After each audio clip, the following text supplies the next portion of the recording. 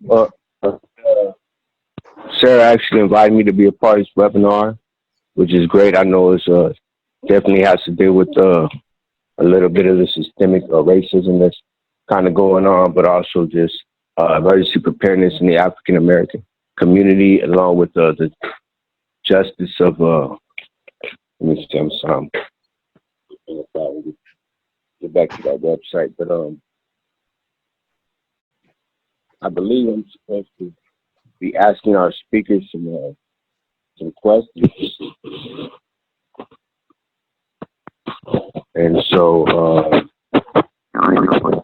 again, I just wanted to.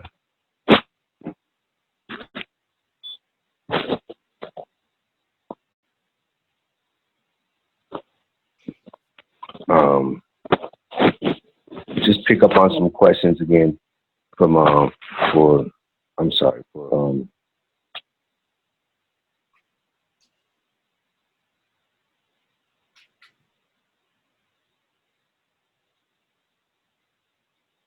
And we give James a second to get his questions. If he doesn't sorry. mind. Oh, I'm good. Yeah, I'm ready. I'm ready for you, Judy. I'm sorry about that. I just had that. I'm here from a phone and not a computer. So oh, okay. Sorry about that. So Okay. Judy, in your memoir, Being Humane, starts by introducing your parents who were both Jewish German immigrants who were made orphans by the Holocaust and moved to New York when they were still children. How did these multiple identities shape your experience with disability?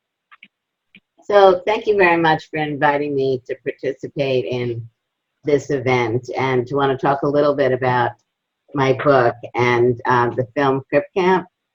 Let me start off by saying that the Rooted in Rights piece that we just saw is obviously very painful and emotional for all of us.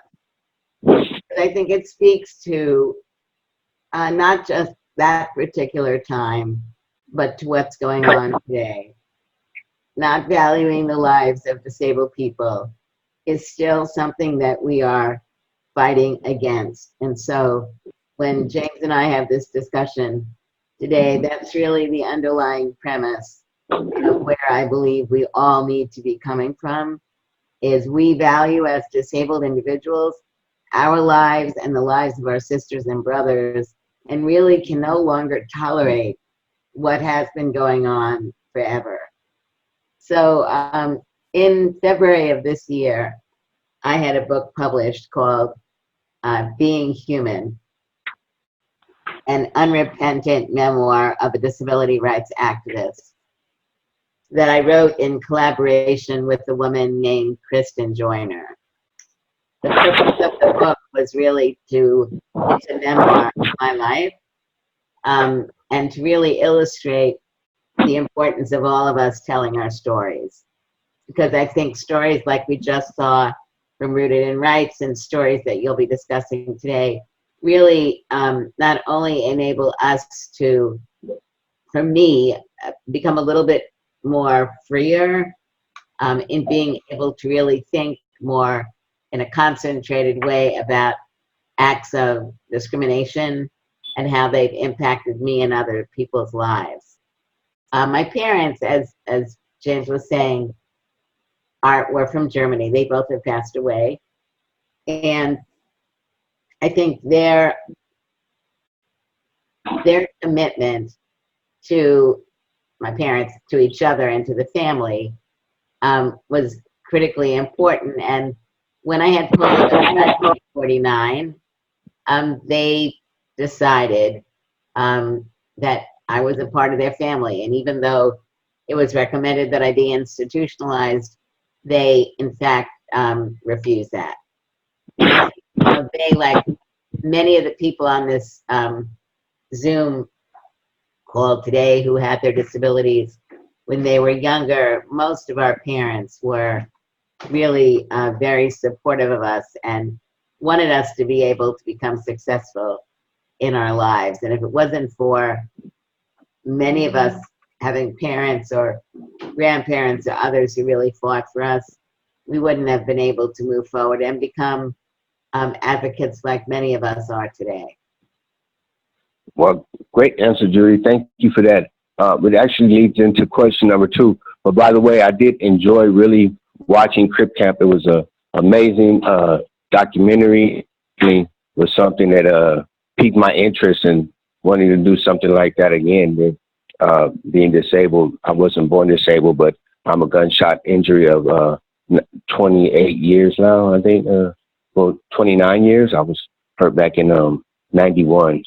And so that leads us actually into question number 2, Judy. For the benefit of those who didn't already know your story with disability, have you had quadriplegia since you were, you have had quadriplegia, excuse me, since you were only 18 months old, after you had contracted polio in 1949, which you just mentioned.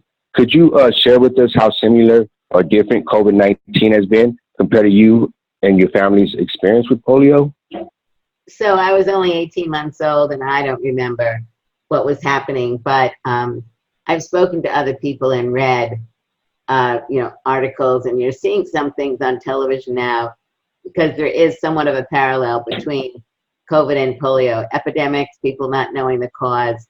One of the differences between the polio epidemic and COVID, at least in the beginning it appeared as though COVID was not affecting younger people as much as older people, and that's probably still true. But we, in fact, are beginning to see more younger people be affected by the COVID virus. So I would say that some of the similarities were people didn't know what the causes were, and people were, really doing their best to try to not be exposed. They didn't know how that polio was a virus and how it was being transmitted. So I would say there were very many similarities, although obviously one of the big differences was polio really was impacting children to a much larger degree than adults. And so there was, real additional drama around this because children were dying, and then people like myself had an impact from the virus. And then there were many, many other people who, we're talking about millions of people around the world who had polio but had limited impact from the virus. And then for some polios, as they've been getting older and we've all been getting older, we're also having a latent effect from the polio. So I would say that one of the issues that we need to also be looking at with COVID is we have, the immediate impact of the virus. Some people die, some people appear to come through without any issues, and then you have others where we really don't know what's going to be happening, the longer term impact of the virus. And so I think that was also true with polio. Right, absolutely. Thanks again for that great response.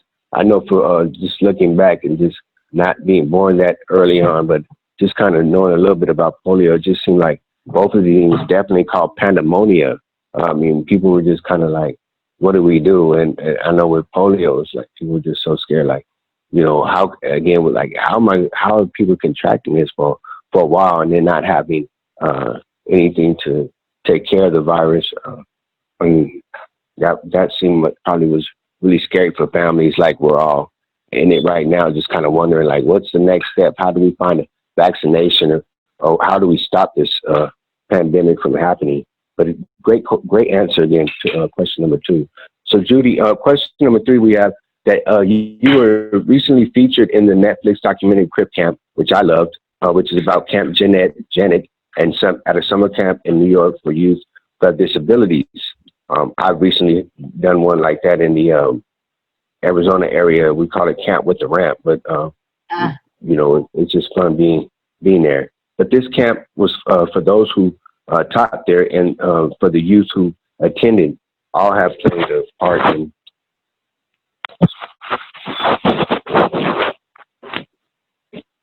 I'm sorry. All the kids have played a part in a profound role in the disabilities rights movement of today. You attended this camp every summer from the ages of 9 to 18. Why was this experience transformational for you? Thank you. Actually, I attended two different camps. One was a camp called Oakhurst, Oakhurst, which I attended from when I was like 9 to 12. And then I Okay. went, the reason I mentioned both camps is, James, how old were you when you became disabled? How old was I? What was that? Did you say how old I was? How old were Well, you? the first time I attended this camp was probably about 8 years ago. So I was like probably about 36, 37. But Yeah, how old were you when you, go ahead. how old were you when you were injured? When I sustained my injury, I was 17. Okay. So, Yep. So I've been. what was important for us, and really the people in the camp, you could see most of us had our disabilities from either, birth or pretty early on, not everybody, but most. And I think one of the important parts of our experience and your experience, having gone to Camp Ramp, was the ability to be with other disabled individuals and to be able to express what we were as people, what our goals and our aspirations and things we liked and didn't like in an environment where the other campers and some of the counselors had disabilities. It was really a great opportunity. It was a freeing experience for us also to be able to talk about our visions and what we wanted in the future and what our concerns were because of what we saw around us. And I think while we were at camp, it was very unstructured as far as discussions about rights or discrimination. There was nothing that was formal around that. But we were beginning to have those discussions ourselves, being influenced very much by the civil rights movement, which was going on in the 50s and 60s, the real emergence of a civil rights movement led by Black people and joined with by others, kind of similar to what's going on with the Black Lives Matter, although the Black Lives Matter movement now I think has really become a much broader movement across the United States. But it was, as disabled youth, it was really our opportunity to begin to dream, but also begin to be able to have discussions about what was going on in our communities and what was our vision for change. And so I think that very much relates to COVID and disaster more broadly. What is it that we believe individually and as a community needs to be done to ensure that in disasters, regardless of the type, that when the planning is going on, we are involved with the planning, that we have people who are knowledgeable, as many of the speakers will today, who are very knowledgeable about disaster preparation and implementation, and that the rest of us who are participating, who may not be the ones at the table doing the negotiation, very much need to be able to tell our stories of what it is that we've experienced and what we believe needs to be done in order to not marginalize our lives.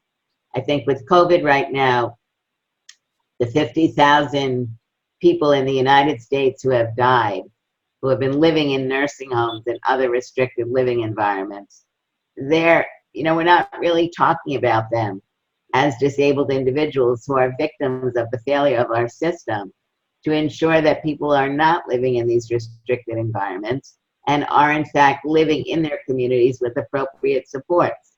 So we have people who are living in these environments, Centers for Independent Living, Silk, and other organizations trying to get people out.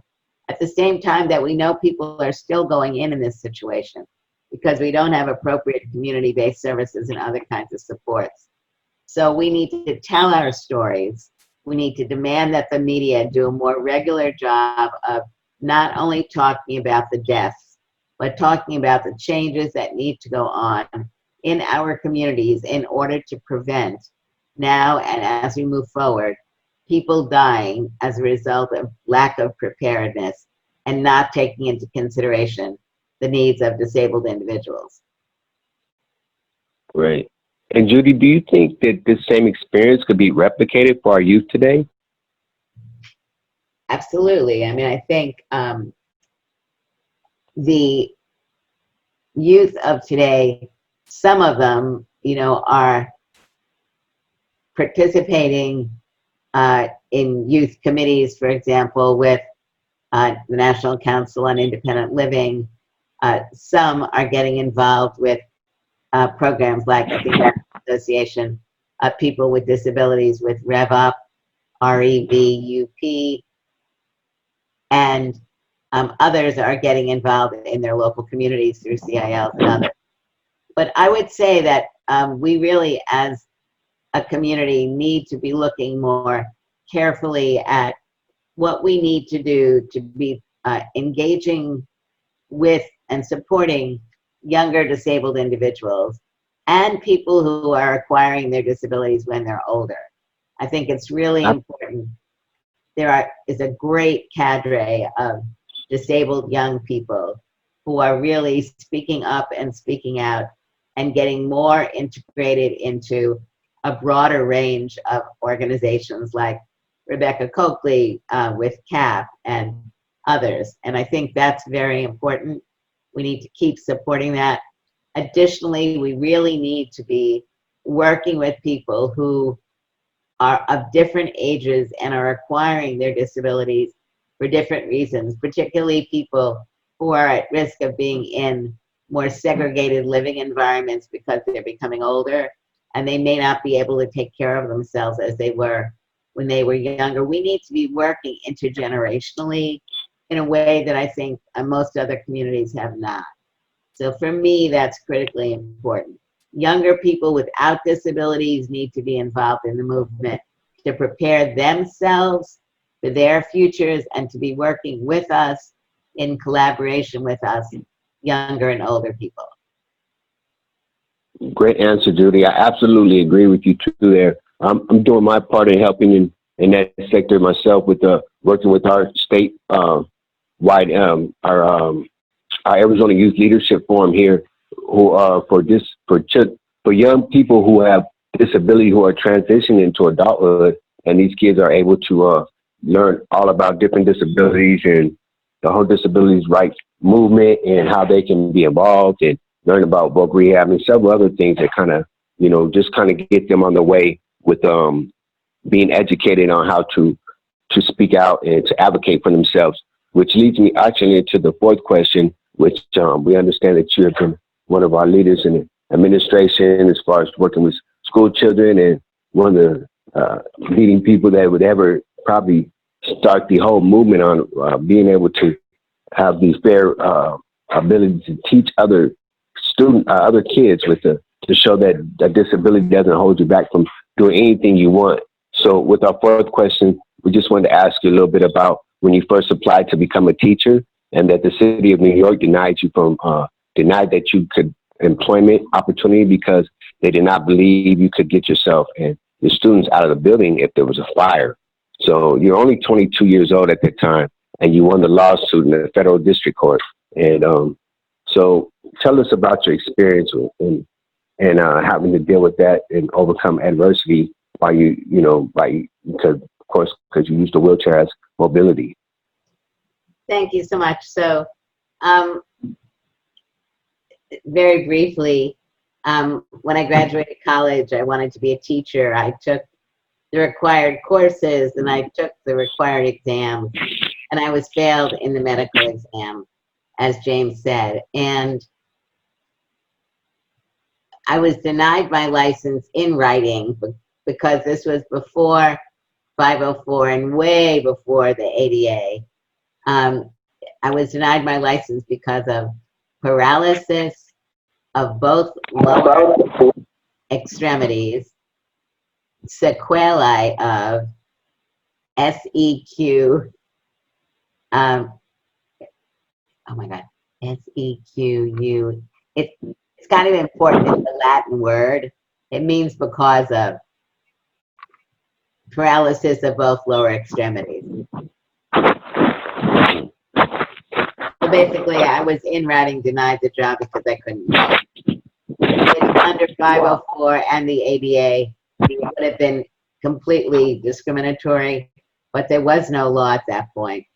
So I think the message here was that I, with some other friends, had set up an organization in New York called Disabled in Action. We came together, kind of a continuation of what we were learning at camp, to organize and be able to talk about discrimination in many areas, including employment.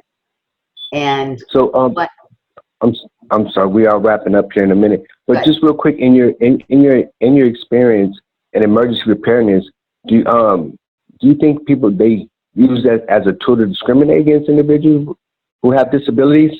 And if so, how can we best prevent this practice? well, I think what today is going to be all about, and what I've been speaking about, and the work that many of you have been doing now for many years, I think the only way that we can prevent this practice is we need to be speaking up and out much more powerfully as a community, with our city councils, with our county boards, with our state legislators, with our federal government. We need to be out there and being very clear and graphic. Masks on, letter writing, phone calling, and really demanding that the 61 million disabled people in this country will no longer tolerate being put to the side. We need to really make sure that we're registering to vote, and we need to make sure that we actually will be voting. And I would say, additionally, it's really important, while nonprofits are not allowed to endorse a candidate, I completely get that. Nonprofits are allowed to ask questions of candidates. So I suggest that state groups and local groups make sure that every person running for a position is asked questions on disability, that the information they respond with is shared with the members of your organization, so that people can make a decision on who they're going to vote on based on the comments that people make about disability. Wonderful, wonderful. It sounds like you almost answered our fifth question. We have one final one, just to read it off to everybody, so you know. We wanted to ask you, recently you have been working on a project called The Humane Perspective, to build an online presence with the goal to broaden and spur the discussion on the intersectionality of disability rights. How has the COVID-19 changed the focus on and priorities of your work, and how has it changed the methods of the use of the future activities you have planned? So I have a YouTube channel, and it's called The Heumann Perspective, Heumann. Oh, Heumann. I keep saying Heumann. I'm sorry. That's okay. Don't worry. And so we do a number of interviews every month, 2 to 3 interviews. And then we're doing postings. We're active in social media. Our social media is putting up information on a regular basis about COVID issues relating to disability, and also sharing information about what organizations are doing. Because this is an international issue, there's a group called the International Disability Alliance. They're doing a lot of work internationally on COVID and other issues, like the same with the partnership in the United States, WID, and all these other organizations that are really doing fantastic work with bringing attention to and fighting for financing and for legislative language in the area of protection of the rights of disabled people. So we are reporting on that.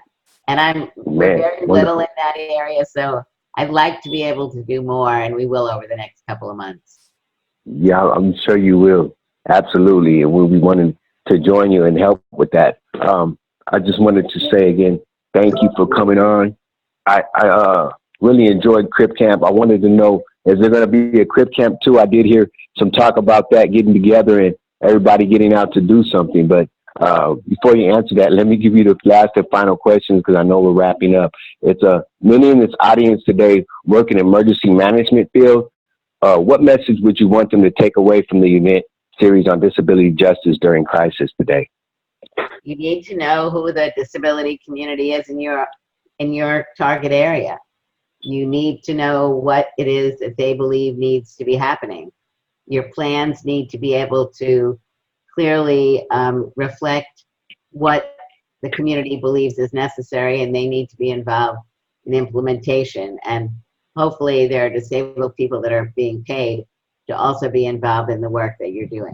Ensuring that information is being given out in a way that people with all forms of disabilities are able to get the information, that the people who are involved in emergency work, regardless of the theme, understand that the lives of disabled people are as important as the lives of non-disabled people. No ands, ifs, or buts. Wow, great answer. Man, I really look forward to getting more involved with helping out in the movements that you're involved with, also with Crib Camp too, folks. That's I don't know if there's going to be a Crib Camp too, but there is a Crib Camp 2020, which people on Sundays till the middle of August, which people can join. And that's a virtual meeting, of course, right? Yes, it's on Zoom. And maybe Arizona Silk can send the information out about that. Well, I sure wish we all get together as like you guys kind of did back in those days. That camp looked so fun. It just makes me want to get, join some kind of group like that. I know specifically with Camp of the Ramp, we deal with spinal cord injuries, but to have every form of disability there and to be at one place at one time and just talking about these events and political issues and everything else, it drives me nuts just thinking about it, because I wanted to happen so bad. Just seeing all the fun you guys had watching that documentary. It's a pleasure being on the phone with you today. Again, too, being one of our founders and leaders in our movement for equal rights for us with the disabilities and whatnot, or different abilities. So again, it's a pleasure, and I just really thank Sarah for allowing me the opportunity to interview you and ask these questions. Thanks, James. It was great to be with you. Thank you.